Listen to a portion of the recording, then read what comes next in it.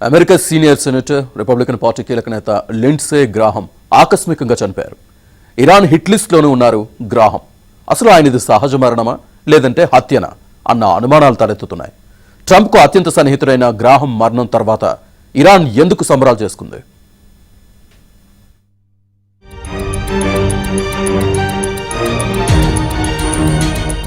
South కరోలినాకు చెందిన 71 ఏళ్ల Lindsay Graham మరణం వెనుక ఉన్న పరిస్థితులపై సోషల్ మీడియాలో పలు కుట్ర సిద్ధాంతాలు హల్చల్ చేస్తున్నాయి. గ్రాహం మరణంపై ఇరాన్ మీడియా ఒక ప్రకటనను ప్రసారం చేసింది. యుద్ధ పిపాసి, ఇరాన్ వ్యతిరేకి అయిన అమెరికా సెనేటర్ లిండ్సే గ్రాహం నరకానికి చేరినందుకు ఇరాన్ దేశ ప్రజలకు అభినందనలు అంటూ ప్రకటించింది. ఈయన మరణించడానికి కొన్ని రోజుల ముందే తాము టార్గెట్ చేయబోయే వ్యక్తుల జాబితాలో గ్రాహం ఉన్నట్లు ఇరాన్ బహిరంగంగా ప్రకటించింది. ఈ నేపథ్యంలోనే గ్రాహంపై ఇరాన్ లేదా రష్యా విషప్రయోగం చేసి ఉండవచ్చని లేదా హత్య చేసి ఉండవచ్చని సోషల్ మీడియాలో ఊహాగానాలు జోరందుకున్నాయి.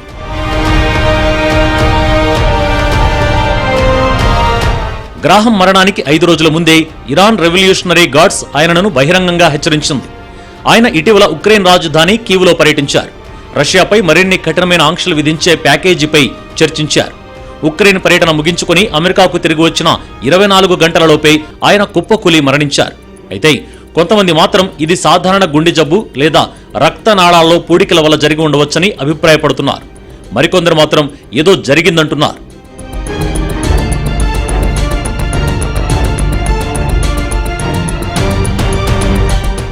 విదేశీ శత్రువులు లిండ్సేపై విషప్రయోగం చేసి ఉండవచ్చని, స్వల్ప అనారోగ్యానికే ఎలా చనిపోతారని ప్రశ్నిస్తున్నారు. రష్యా ప్రమేయంపై కూడా సమగ్ర దర్యాప్తు జరపాలని, టాక్సికాలజీ నివేదికను తెప్పించాలని కోరుతున్నారు. అమెరికా రాజకీయాలలో ఇరాన్ను తీవ్రంగా వ్యతిరేకించే నేతల్లో లిండ్సే గ్రాహం ఒకరు. టెహ్రాన్పై కఠినమైన ఆంక్షలు విధించాలని, అణు ఒప్పందాలను పునరుద్ధరించకూడదని ఆయన గట్టిగా వాదించేవారు.